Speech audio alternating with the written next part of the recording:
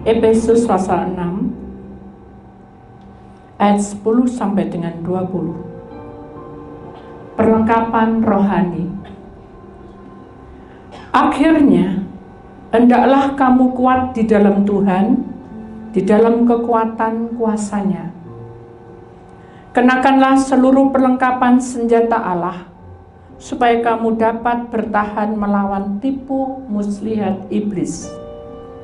Karena perjuangan kita bukanlah melawan darah dan daging, tetapi melawan pemerintah-pemerintah, melawan penguasa-penguasa, melawan penghulu-penghulu dunia yang gelap ini, melawan roh-roh jahat di udara. Sebab itu ambillah seluruh perlengkapan senjata Allah, supaya kamu dapat mengadakan perlawanan pada hari yang jahat itu, dan tetap berdiri sesudah kamu menyelesaikan segala sesuatu.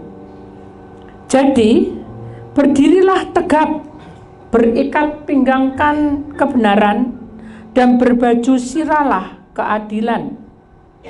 Kakimu berkasutkan kerelaan untuk memberitakan Injil damai sejahtera. Dalam segala keadaan, pergunakanlah perisai iman, sebab dengan perisai itu kamu akan dapat memadamkan semua panah api dari si jahat. Dan terimalah ketopong keselamatan dan pedang roh, yaitu firman Allah. Dalam segala doa dan permohonan, berdoalah setiap waktu di dalam roh, dan berjaga-jagalah di dalam doamu itu, dengan permohonan yang tak putus-putusnya untuk segala orang kudus. Juga untuk aku, supaya kepadaku jika aku membuka mulutku, dikaruniakan perkataan yang benar, agar dengan keberanian aku memberitakan rahasia Injil, yang kulayani sebagai utusan yang dipenjarakan. Berdoalah supaya dengan keberanian aku menyatakannya, sebagaimana seharusnya aku berkata. Bapa, kami tahu bahwa kami tidak sempurna. Banyak sekali pelanggaran, banyak sekali permasalahan, dan banyak sekali kelemahan kami. Ampuni kami dan ajari kami untuk hidup di dalam kebenaran. Kami tahu bahwa senjata rohani ini kami harus miliki, kami harus punyai. Tapi bagaimana cara, Tuhan, agar senjata yang Kau berikan itu tetap tidak padam, tetapi tetap menjadi panah-panah yang bercahaya, yang siap memerangi penguasa yang tidak kelihatan. Maka itu, di dalam nama Tuhan Yesus Kristus, Putra Allah yang tunggal, kami sudah berdoa dan mengucapkan syukur. Yang percaya kita sama-sama berkata, amin. Beri kemuliaan Tuhan, saudara. Di nama Tuhan, silakan duduk kembali. Shalom. Puji Tuhan. Tema hari ini adalah tentang bagaimana Tuhan mengajarkan kita dalam kehidupan kita sebagai orang-orang pilihan Allah, saudara, bahwa peperangan kita di saat ini, kita tahu bahwa alam roh dan alam sadar itu ada satu batas-batas yang harus kita tahu, bahwa rancangan yang Tuhan berikan dalam hidup kita adalah indah pada waktunya. Kita akan membuka ayat lebih dulu, Efesus pasal 6 ayat 18. Dalam segala doa dan permohonan berdoalah setiap waktu di dalam roh, dan berjaga-jagalah di dalam doamu itu dengan permohonan yang tak putus-putusnya untuk segala orang kudus. Amin. Tentu saudara akan bertanya, untuk segala orang kudus itu seperti apa, Bu? Kan aku ini juga enggak tahu dunia roh, Ibu yang tahu. Kalau aku enggak konseling juga enggak lega. Dan aku juga pengen konseling. Ya. Tapi kalau saya dikonselingi, kadang-kadang kita juga, ya udahlah, intinya kayak gitu, ya udah, enggak saya ikut ibadah. Salah, saudara. Justru dengan kondisi yang kita tahu bahwa posisi yang lemah itu, hidup tubuh, kita ini punya 3 unsur, tubuh, roh, dan jiwa. Tubuh ini secara fisik kita ini lemah, ya. Secara fisik tubuh kita ini sering mengalami suatu pemberontakan di dalam hidup kita. Contoh aja, kalau kita hidup di dalam dunia dimarahi terus, domeli terus, tidak ada kebahagiaan, kira-kira gimana? Tubuh kita apa? Mengalami apa? Apa? Senang? Enggak. Susah? Ya. Jadi dengan kondisi seperti itu, kadang kita hanya ada 2 pilihan, saudara. Kita mau emosi atau kita mau ngalah. Kita mau berdiam diri atau kita mau berontak. Intinya gitu kan. Jadi ketika dalam proses kita tahu bahwa kekuatan yang kita punya ini terbatas. Fisik kita terbatas, ya. Tapi kita melanggar terus. Dalam kondisi pelanggaran itulah yang harus kita ngerti bahwa fisik kita ini adalah lemah. Selalu banyak masalah, selalu banyak kesalahan, selalu banyak pelanggaran. Tetapi dengan pelanggaran dan kesalahan itu, kita harus ngerti, ya, bahwa sesungguhnya dalam hidup kita ini kita harus mau diproses. Perlengkapan yang Tuhan sudah berikan pada kita itu sangat baik dan tidak cacat. Allah menciptakan kita masing-masing dan Allah memberikan kita sesuai dengan hidup kita. Kalau si A dan si B, suami istri aja, saudara, kalau si suami ini punya talenta pendoa, belum tentu istrinya juga talenta pendoa. Itu adalah pemberian Allah. Jadi pada intinya perlengkapan rohani yang kita punyai, kita ini masuk di dalam dunia antara alam sadar dan alam roh. Kita akan bicara tentang itu supaya kita tahu bahwa posisi kita itu di mana. Ya, kita tidak boleh ada di tengah-tengah. Kalau kita di tengah-tengah, maka hidup kita juga agak kekacauan terjadi. Dan itu antara ya dan tidak. Tumedesi, bina, olima. Kata Allah, kamu jangan suam-suam kuku, ikut aku. Kalau kamu suam-suam kuku, perkataanmu itu bukan ya dan amin, tapi perkataanmu pelin-pelan. Orang yang pelin-pelan itu tidak baik, saudara. Makanya di dalam perlengkapan rohani diterangkan, kenakan perlengkapan senjata Allah supaya kamu dapat bertahan melawan tipu muslihat iblis. Contohnya seperti apa? Kalau kita sebagai kodrat, kita sebagai laki-laki, kepala imam, kita harus punya tanggung jawab terhadap istri dan anak. Kita punya mantu, punya cucu. Kemudian kalau kita menjadi istri, kita juga bertanggung jawab atas suami dan juga orang-orang di sekitar kita yang kita cintai. Intinya kan gitu. Tapi dalam proses untuk masuk dalam mengenakan perlengkapan ini, kadang-kala kita itu masuk di antara di tengah-tengah itu. Kadang kayak sadar kita eling, tidak sadar kita juga lupa. Ini masuk dunia roh, antara alam roh dan alam sadar. Nah, yang kita mau adalah tumedesi. Allah ingin kamu itu tetap di dalam pendirianmu. Kalau kamu masuk di dalam alam sadar, kamu sadar bahwa ini bersalah dan ini berdosa, tidak boleh dilakukan. Tapi kalau kamu terus ngambang, akhirnya kamu di tengah-tengah. Jadi mut-mutan, orang bisa mut-mutan. Sebentar sadar, sebentar enggak, sebentar sadar, sebentar enggak. Itulah hidup saya. Saya akui, bahkan dalam kadang saya belajar untuk sabar, tapi dengan kesabaran itu kita bisa menggerutu, kita bisa ngomel-ngomel, kita bisa sakit hati. Kalau saya sakit hati, keputusan mudah dari mulut ini keluar. Secara tidak sadar kita mau dari mulut kita keluar. Nah, inilah yang Tuhan tidak mau. Kenapa? Karena iblis akan melihat tipu muslihat manusia. Sepinter kayak apa, saudara? Kalau tidak ada pimpinan Tuhan, kita akan jatuh. Kita akan jatuh. Maka itu karena perjuangan kita ini bukan melawan siapa? Darah dan daging. Perjuangan kita ini melawan pemerintah. Pemerintah bukan pemerintah manusia, tapi pemerintahan, penguasa dan penghulu-penghulu dunia yang gelap ini. Bahasa ini kata-kata melawan roh-roh jahat di udara. di laut, di tanah, di pohon, dimanapun, itu adalah musuh kita. Nah sekarang bagaimana? Apakah kita usir semua? Nah, Isa gitu kan enak, saudara. Nggak bisa. Kita harus bertanya pada Tuhan. Contoh nih, suatu kesaksian. Suatu ketika saya mendapat telepon, saudara, orangnya saya pikir ya mungkin sebaya dengan saya, tapi ternyata lebih tua. Ya. Akhirnya kita bertemu, ya.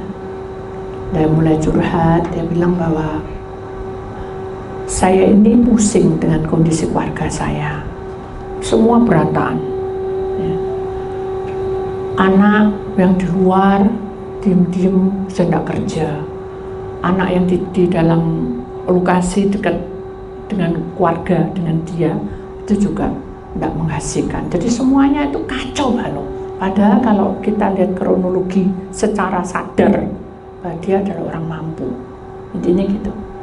Hanya dia bilang, fisik saya ini sudah beda dengan dulu. Kalau dulu saya bisa turun dan terjun, sekarang ini saya tidak bisa, ya, karena saya juga melihat suami saya juga sudah menurun sekarang, lupa, dan saya merasa bahwa dia uring-uringan, pelampiasannya adalah saya.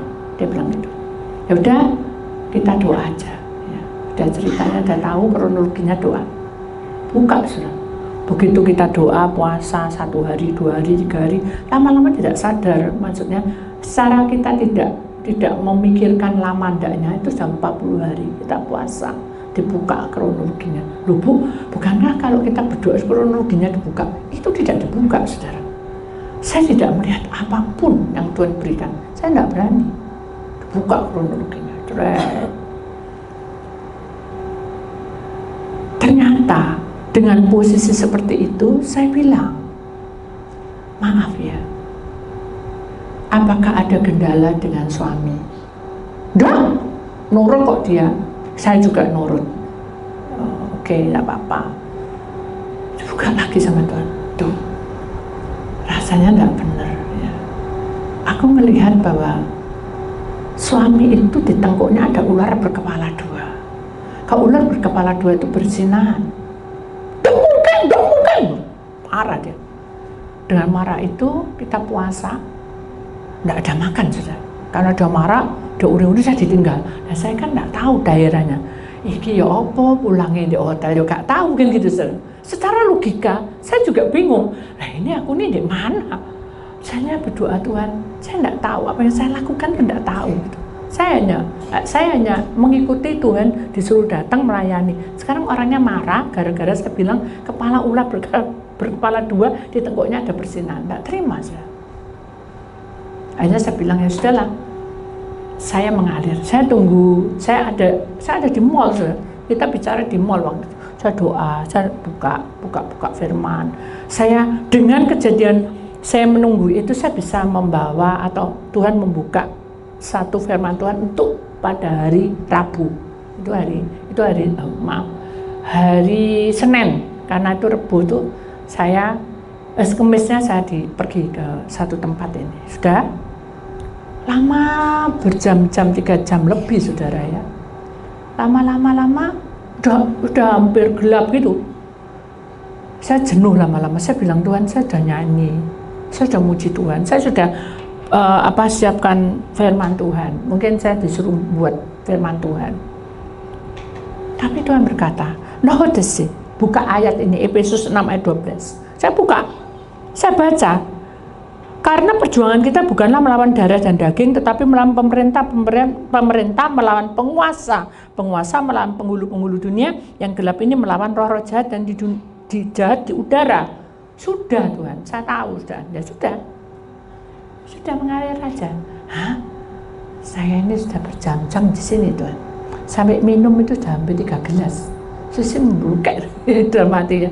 Saya logika, aduh ini saya ini kelempokan makan nih, kelempokan minum. Udah saya diem aja. Sudah saya tak jalan. Ketika saya melangkahkan kaki saya ini berat sudah. Jadi duduk mau berdiri itu rasanya berat. Kayak ada sesuatu yang jangan pergi. Udah saya duduk. Bisa duduk, saya mikir apa ya yang saya lakukan. Nah, pada waktu apa yang saya lakukan, ada seorang perempuan itu datang pada saya, permisi ibu, ya ini tempat duduknya kosong. Oh ya silakan, udah kosong. Secara logika, saya nggak tahu orang ini siapa. Tapi secara roh, di dalam alam roh, Tuhan sudah buka kronologinya. Itu sudah. Jadi alam roh itu menunjukkan kronologi manusia. Jadi kalau saudara, bukan insting ya, kalau saudara doa terus sama Tuhan, saudara akan mendapatkan penglihatan seperti itu. Jadi alam sadar itu membuat kita dunia nyata bahwa aku tidak kenal orang ini. Tapi alam roh itu menunjukkan bahwa orang ini butuh pertolongan. Sopo itu kan gitu intinya ya. Saya diem aja, hanya dia diem, dia minum. Tapi saya bingung, dia kok tidak sungkan, aku tidak kenal kok dia mau duduk di depan saya gitu. Tapi saya diem aja, rasanya dia senyum, biasanya senyum. Lama-lama saya kan bawa tab waktu itu ya saudara ya, jadi kelihatan saudara. Loh, kamu kok tak lihat baca renungan kah? Oh ya, saya juga tidak bilang saya pendeta, cuma saya bilang oh ya. Kamu anak Tuhan ya? Ya sama dong. Ya, saya bilang itu. Hanya dia bilang, saya itu jadi bingung loh ikut Tuhan loh. Hah? Kok bingung? Siapa yang di sini ikut Tuhan bingung? Bisa angkat tangan? Ada orang yang ikut Tuhan bingung? Halo? Boleh bingung? Halo? Boleh nggak bingung? Nggak boleh saudara. Selama ikut Tuhan itu peperangan. Jadi kalau di dalam hidup saudara menipu diri saudara sendiri, itu saya tidak berperang, tapi saudara akan diperangi iblis. Makanya omongan kita pelin-pelan. Paham saudara? Kalau kita sudah mulai mengeleang ke sana, harus segera minta ampun sama Tuhan. Kenapa? Karena karena Allah ingin kita hidup benar dan kita perangi penguasa itu. Hanya dia bilang, saya itu bingung ya, apa ya yang membuat saya itu bingung. Dia malah tanya gitu. Dan saya bilang, Tuhan, apakah saya boleh melayani orang ini? Tuhan bilang, boleh, silakan. Bukan boleh, silakan. Enak saudara, tapi di hati ini lega, tidak bimbang, tidak khawatir, tidak sungkan, tidak apa, seperti ada sesuatu yang harus diungkapkan. Ya udah, ayo kita doa. Oh ya, kamu bisa doa ya? Iya, kok pinter kamu, lu dilem ya, kok pinter, iblisnya sih ngelem ya. Ya mungkin saudara, Tuhan tidak bilang kamu pinter, tidak ada dia yang bilang kamu pinter, tidak ada. Akhirnya saya bilang, enggak, saya biasa, saya orang kecil. Wah jangan merendah, sudah yuk kita doa, kakek ngomong saja, gak habis-habis nanti doa. Dibuka kronologinya, Tuhan bicara, mengapa kamu tidak percaya padaku? Masa depanmu itu adalah milikku, tapi kamu menyimpang dari kebenaran. Gitu sih. Lalu amin. Dia tidak bangun-bangun dari tidurnya. Saya pikir dia tidur, ternyata dia nangis, tidak ada suara. Lalu dia matanya merah kayak Dracula. Saya bingung. Maaf ya, apa ada yang salah? Gitu loh. Benar omonganmu. Saya ini sudah rusak hidup saya. Ya kenapa? Karena saya sudah meninggalkan rumah dan meninggalkan anak sudah 21 tahun. Hah? Saya bilang gitu. Ngapain kamu kok 21 tahun meninggalkan anak? Karena saya mau berjuang untuk anak, demi anak. Bagus toh. Lantas apa pelanggaranmu? Karena saya sudah tidak tahan hidup sendiri. Nanti saya. Di dalam kitab Korintus berkata, saya bilang gitu. Kalau kamu bisa bertahan sendiri itu lebih bagus. Tapi kalau kamu tidak bertahan, lebih baik kamu berdua menjadi suami istri, tapi sah dalam pelataran Tuhan. Tidak tumis ya, sembunyi-sembunyi. Dia nunduk. Dan dia bilang, apa yang saya berbuat? Sekarang kamu kembali selesai masalahmu. Saya bilang gitu. Ya, saya tak pulang ya. Pulang kemana? Saya mau pulang ke tempatnya itu. Enggak, ke anakmu, selesaikan, minta maaf. Ya, terus kemana lagi? Jadi sudah ngeblank. Kenapa? Karena hidup orang ini sudah di antara alam sadar dan alam roh. Jadi kita buat bulatan. Saya tahu ya bulatan. Ya. Ini separuh. Alam sadar dan alam roh ini di tengah-tengah. Sama seperti orang koma. Orang yang masuk dalam kemah perhentian besok hari Rabu, saya harus datang ya. Itu kita akan terangkan tentang alam kemah perhentian. Di tengah-tengah sini nyangkut. Jadi roh dan jiwanya nyangkut di sini. Hidupnya tidak akan bisa hidup bahagia. Selalu dirundung ke malang. Ya sudah, kalau gitu saya harus bagaimana gitu. Ya sudah, selesai anak dulu, nanti kamu lanjutin. Boleh saya minta nomor teleponnya? Ya tak kasih saya.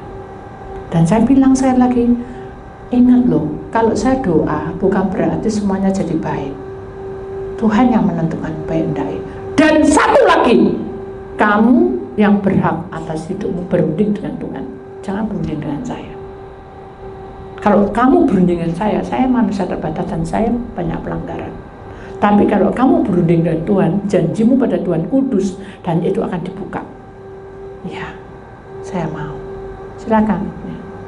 Hanya dia pergi. Sudah pergi. Ternyata orang yang undang saya itu sudah mendengarkan sejak tadi. Terus dia gini, bagus ya kamu ya. Jadi kamu ada di sini tuh melayani orang lain. Gitu sudah. Saya kaget. Enggak. Nah itu tadi siapa? Aku enggak tahu. Enggak mungkin kamu masih kenal. Loh aku enggak kenal. Orang itu datang sendiri. Enggak mungkin. Nah saudara gimana ada gitu? Penghulu, penguasa udara lagi menyerang saya. Kalau saya tidak tahan uji, bisa bertengkar saudara. Ada bukti gitu bisa kan? Saya nggak mau lakukan. Orang yang punya kuasa Tuhan harus rendah hati, serah sama Tuhan. Sudah terserah, nggak apa-apa. Tapi tolong tunjukin hotelnya di mana. Ini tak pulang langsung gitu sudah maksud saya. Kan pakaian saya di sana. Enggak, kok enak kamu? Jadi katanya tidak mau dilayani, sekarang kok enak? Ya sudah, kan serba salah toh. Ya, terserah aja, saya diam aja. Ayo ikut aku. Ikut. Ikut, datang ke rumahnya, saya lihat bagus, tertata baik, rapi. Berarti orangnya kan juga suka keindahan. Bagus ditata.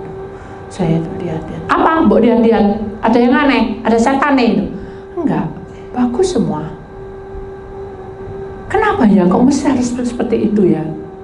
Saya bilang, kenapa kamu kok berkata tuh selalu mencurigai, selalu mencurigai. Kenapa? Saya bilang gitu. Dalam hati saya, pantesan suaminya dia kan ngamuk-ngamuk, tidak suka sama dia, bertengkar, sampai ada ular kepala dua itu kan berjinan. Dia lari pasti suatu perkara kayak gitu. Don't itu sih, penguasa-penguasa ini selalu mengintai kelemahan kita. Akhirnya dia bilang gini, terus aku ini bagaimana? Mulai lebih. Tapi saya bilang gini, Tuhan, sentuh rohnya supaya dia lemah lembut dan ngerti apa yang kau bicara. Bukan ngerti sama saya. Oh Tuhan dengar. Nah itu perundingan. Kalau roh dia tetap membangkang dan tidak mau dengan suara Tuhan, pasti ngeyel, tidak mau ngakui. Tapi begitu dia jadi sentuh sama Tuhan, dia mengaku, dia buka kartu kasarnya. Ya, saya akui, saya ini cerewet, itu saja. Sampai saya geleng-geleng. Aku ngomong satu mah, kamu ngomong 30. Jadi aku lebih baik berdiam, jadi patung di rumah ini.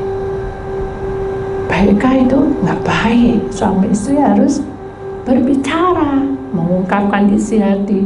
Terus dia bilang, iya ya mestinya gitu. Saya mengulangi, balik ini lagi. Ambil contohnya, ya ambil apa yang dia perlukan, ambil anduk, ambil makanan, ambil apa. Terus kan aku jadi babu. Nah itu sudah. Saudara sebagai istri melayani bukan babu. Kalau babu dibayari, benar nggak? Tapi kalau sudah menjadi istri harus terbuka, menyediakan yang terbaik. Kamu suka apa-apa? Ya, oh aku suka tahu, kasih tahu, tahu tuh, bosen aku. Pakai Yasin enak, begitu asin kamu mau kawin lagi ya? Seneng ya kamu dah? Kan nggak baik tau. Kadang itu aja masih iblis mencari kelemahanmu. Sudah mati-matian dimuasa anak paling enak ngomongannya gak karu-karuan. mengalir, sabar. Hanya untuk jalan nih semua. Jalan. Bawa jalan nih, dia bilang gini, aneh ya, suamiku tuh kalau malam nggak pernah tidur, lah ular berkepala dua, kan pasti ada masalah di situ. Persoalannya adalah karena dia merasa disakiti dan tidak ada power di dalam rumahnya, dia lompat, lari ke orang lain. Demikian juga anak. Anak tidak akan bahagia kalau sebagai seorang ibu tidak pernah memperhatikan anaknya.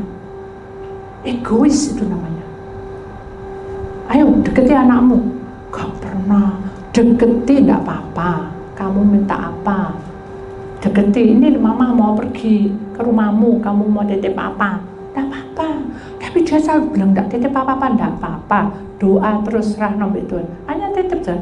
Aku mau titip, tapi titipnya dia tidak suka pisang, padahal dia tidak suka pisang. Boleh kita? Aku tidak suka, tidak usah beli. Boleh? Nggak boleh. Karena anak suka pisang, kita tidak suka, ya tidak apa-apa. Aku tidak mau, aku minta durian. Aku durian muta-muta. Ya gimana caranya tuh saudara? Dibuka, dimasuk Tupperware, ditutup kan tidak berbau. Ini kan gitu. Jadi kita berusaha untuk menyenangkan hati anak, menyenangkan hati suami. Itu adalah peran utama. Senjata perlengkapan rohani itu harus punya kasih yang ulang-ulang dari Tuhan. Amin. Selesaikan. Jangan berhenti startnya terus minta menangi dewek. Gak selesai. Kalau saudara tidak selesaikan perlengkapan rohani ini, tidak akan bisa menjadi bagian saudara. Karena sudah merasa, aku yang paling atas. Tidak boleh. Harus merendah, mengalir. Itulah ilmu Ibu Diti. Saya tidak punya ilmu. Saya cuma mengikuti aturan Tuhan. Kita harus belajar mengasihi dan mengampuni. Amin. Amin. Amin ini wabut. Amin. Buka hatimu, bilang sama suamimu, sama istrimu ya. Kita harus saling mengasihi. Betul nggak? Kalau kita tidak mengasihi, bagaimana Tuhan bisa tolong kita? Dan dengan singkat waktu, kita doa dibuka sudah. Aku tadi malam mimpi. Wah, kejadian anak baru datang, dia kan sering panggil saya. Aku tadi malam mimpi. Wah, kenapa kamu kok jadi ngaget-ngaget? Tapi aku senang. Sekarang jadi semangat. Sih, ketika orang betul-betul mencari Tuhan, kita ada hidup semangat, gairah, tidak tambah ambles, tapi gairah, hidupnya membara. Aku ketemu sama Tuhan Yesus, baguslah. Dalam mimpi itu Tuhan bilang gini, anakku, kamu harus sabar, gitu. Ya, aku tahu Tuhan itu ngajarin supaya kamu sabar. Ya wis, aku tak sabar, itu jalan. Baru jalan 1 hari, 2 hari, dia telepon saya. Kamu harus datang ke sini. Kenapa? Bisa aku lebih baik cerai. Loh, kenapa? Bisa aku kayak aku tidak kuat sudah. Bisa aku mati atau cerai. Aneh sudah. Nah, jika nama Tuhan, oleh kalau kamu mencintai Tuhan, kamu tidak boleh sembarangan ngomong. Sing inilah, sing itulah yang tidak membangun. Karena kita ini di dalam alam sadar dan alam roh. Kalau kita alam sadar terus, tidak mungkin. Kita sekali-kali masuk ke alam sadar. Alam tidak sadar di mana kehidupan kita dipulihkan lewat alam itu. Jadi apa maksudnya, Bu? Dalam pergumulanmu kamu harus masuk ke situ. Harus bisa masuk ke situ. Caranya ya apa, Bu? Berdoa, minta pimpinan Tuhan, ajari aku masuk di dalam alam roh bersama Engkau. Bukan alam roh ketemu setan-setan, itu perang, saudara. Kalau sudah puasa, sudah kelihatan wujud begini, itu perang. Tapi bukan berarti keluar setan keluar. Tidak bisa. Tanya Tuhan dulu, Tuhan, kok ada modelnya serem kayak gitu? Apakah saya boleh memerangi? Kalau hatimu damai, baru perang. Dalam nama Tuhan, keluar, lepas. Roh-roh tidak benar, putuskan, buang semua. Itu yang benar. Bukan terus kelihatan usir-usir, tidak bisa. Tahu ya maksudnya. Jadi kalau kehidupan kita ini penuh dengan banyak masalah, saudara seharusnya mensyukuri karena saudara naik peringkat. Saudara ini lagi dalam ujian, naik peringkat. Orang jadi pandai, anak jadi pandai kalau kita naik peringkat.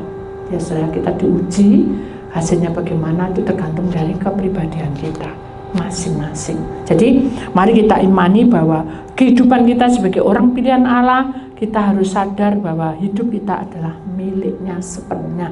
Dan kita ingat juga bahwa seluruh perlengkapan yang Tuhan berikan pada kita itu tidak hanya sampai di situ, tapi dia akan bela kita sampai pada titik penghabisan. Hanya dia bilang gini, ya apa ya, kan datang hanya, ya apa ya, saya puasa, air doano, gak mau aku, air doano nanti tidak diminum kroso deh, biarin doano, kan air itu kan air minum galon besar, doain semua, Tuhan sentuh saya supaya saya bisa melayani suami, sentuh air ini karena air ini datang dari surga, pulihkan keadaan keluarga saya, terus ditumpang tangan, dan tidak perlu pergi kemana-mana, ya tumpang tangan. Akhirnya saudara, Tuhan kuat semua, dia nangis dan dia bilang, saya sudah tidak tahan. Makanya dia marah-marah terus sama saya, ternyata dia ada si A, si B, si C. Ya sudah, biarin aja, sekarang kita doain.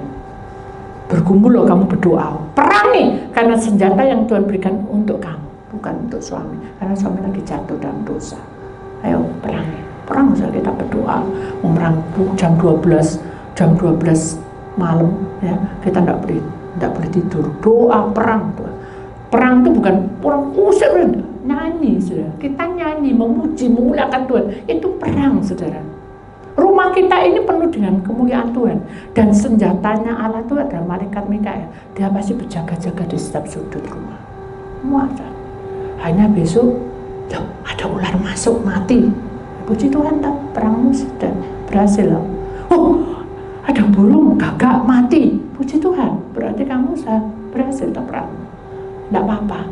Sudah pun lagi, bu, ada keluing. Apa keluing itu saya nggak tahu, itu kaki 1000. Oh itu matiin aja, buang keluar rumah, satu-satu Tuhan beresin semua. Hanya Tuhan buka kronologi, si A, si B, si C, buka semua. Semuanya sudah pergi, tinggal satu ini, tahu perundingannya dengan manusia. Dia tidak mau bertahan, dia mau semua harta benda dari suamimu habis. Terus aku bagaimana? Sewa deh, kok aku nggak bisa? Jangan marah, doain terus, perang sah. Udah malam kita muji Tuhan, dia nyanyi sendiri, saya nyanyi sendiri. Karena kadang kan singal susah di rumah saya, saya nyanyi muji Tuhan. Hanya Tuhan buka, sekarang kita datangi ya rumahnya, rumahnya. Tuhan itu baik, semua yang terselubung dibuka, sampai tahu hasilnya semua dibuka, semuanya terbuka. Sehingga kita tahu tempatnya, kita doain tempat itu, dan kita selesaikan. Sudah selesai perundingan dan tidak mau, tetap orangnya tidak mau. Aku habisi semua, baru aku lepaskan suami. Gitu perundingannya. Ya sudah, dilewati aja. Karena si pendosa ini berunding terus dengan Tuhan tidak mau, akhirnya Tuhan katakan, kamu akan sakit loh. Kanker rahim itu menggerogoti hidupmu. Dan ada orang yang bilang, dari si orang ini, dari Tuhan tuh kirim orang, dan saya juga tidak kenal. Dan yang undang saya, dia tahu, kamu kok tahu kok punya kanker rahim? Karena Tuhan saya bilang kronologinya. Dan kamu kok tahu ada hamba Tuhan? Karena Tuhan saya tunjukin. Alam di bawah sadar kita, alam roh itu sudah nunjukin semua bahwa dia sudah kena vonisnya, dia kena. Kalau dia tidak bertobat, dia akan mati nanti. Doa lu benda mati, ngawur kamu. Bertobat, jangan dosa, nanti kena impas anak turunanmu loh. Nggak boleh ngutuk-ngutuk. Udah, kita doain. Perang saja dalam roh. Pun aja sih, Tuhan buka lagi kronologinya. Sudah mentok, besarnya sudah melebihi dari perutnya, dia sudah perut segini. Tuhan, apakah boleh saya datang? Jangan itu, nggak perlu. Biar aku akan kirim orang lain, kirim saja, tapi dia tidak mau bertobat. Akhirnya dengan cepat sudah lalu 1,5 tahun kita bergumul. Karena dia tidak mau berunding dengan Allah, mati sudah, meninggal. Dan saya bilang sama orangnya yang undang saya, sudah meninggal, selesai tugas kita. Nggak mungkin, ya sudah, saya kan tidak bisa apa-apa, sudah dibuka, sudah terbuka, sudah kelihatan, saya mau doa untuk apa gitu, sudah tidak bisa. Saya diundang, Gembola kembali, saya bilang, saya tidak bisa, kan saya selesai gitu. Poinnya saya tamat, mau apa? Kamu benahi keluargamu, benahi dulu. Intinya seperti itu. Jadi peperangan itu, saudara, kita harus selesaikan, berunding sama Tuhan, berunding dengan keluargamu, berunding dengan orang-orang yang kita cintai. Kalau tidak, itu terus mengikat terus, saudara. Seperti perempuan ini. Demikian juga kehidupan kita. Kalau kita masuk dalam alam sadar toh, tidak mau dalam alam roh, saudara akan terikat selama-lamanya. Hari ini kita mempunyai pelajaran yang indah, di mana saudara masuk dalam alam sadar. Saudara punya pelanggaran apa? Nanti masuk dalam alam roh, saudara mengakui di hadapan Tuhan, Tuhan kuasai hidupku, inilah debu roh jiwaku, dibuka kronologinya. Mungkin saudara tidak seperti saya dibuka kronologinya, tapi ada jalannya, saudara, ditoto sama Tuhan, benar tuh. Dia tidak perlu pusing-pusing mikir, oh ini apa, dia apa-apa, selesai semuanya. Akhirnya si suami itu datang dan dia peluk istrinya dan dia bilang, kita udah tua mah, kamu lu perot sudah, gigimu secepot kapit begitu. Mau apa kamu? Mau kawin lagi begitu. Udah, dia peluk, aku sudah sayang sama kamu. Udah, kita punya anak-anak udah besar-besar, udah jadi semua katanya. Kita hidup bahagia bersamamu. Nanti mereka hidup bahagia, saudara. Saya nggak ada di luar negeri. Tuhan baik. Tuhan baik. Pada akhirnya apa? Bahagia. Beri kemuliaan dan Tuhan, saudara. Ya. Jadi saya berharap saudara pribadi harus menyelesaikan dengan Tuhan. Jangan sampai tidak. Karena perkara ini menyangkut hidupmu dan anak turunan. Amin. Kalau saudara punya masalah, selesaikan. Karena di dalam firman Tuhan di sini katakan apa?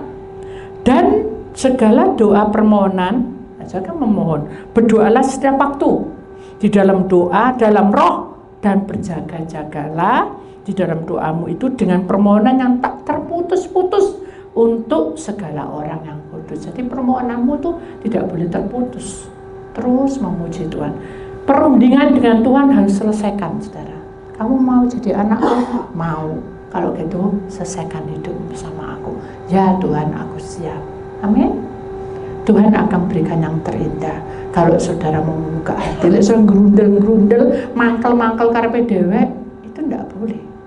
Karena Tuhan tidak akan selesaikan. Tapi egomu yang maju dan merasa, oh aku bener kok. Nah, ini tidak baik, saudara. Manusia tidak ada yang sempurna, kita akui. Tapi yang penting dalam hidup kita adalah mengucapkan syukur dan mulai belajar untuk masuk di dalam dunia roh, ya, di mana hidup kita menjadi milik Tuhan, supaya perlengkapan rohani itu menjadi bagian kita. Amin. Kita harus lewati, Bu, tapi aku loh Bu, sudah bertahun-tahun aku ikut Tuhan, tapi hidupku kayak gini-gini. Ya pasti ada yang salah, itu saudara. Selesaikan, selidiki aku, lihat hatiku, apakah aku sungguh-sungguh apa mengasihi Tuhan. Betul enggak? Lah Tuhan saya selidiki, Tuhan buka kronologinya, saudara berunding dengan Tuhan, enggak mau dengar, ya boceh, percuma. Saya enggak akan bisa bertumbuh seperti Tuhan mau. Amin. Ayo buka hatimu dan selidiki hatimu, supaya apa yang ada mengganjal dalam hidupmu selesaikan dengan baik-baik. Amin. Itulah firman Tuhan. Kita akan masuk dalam pujian, saudara.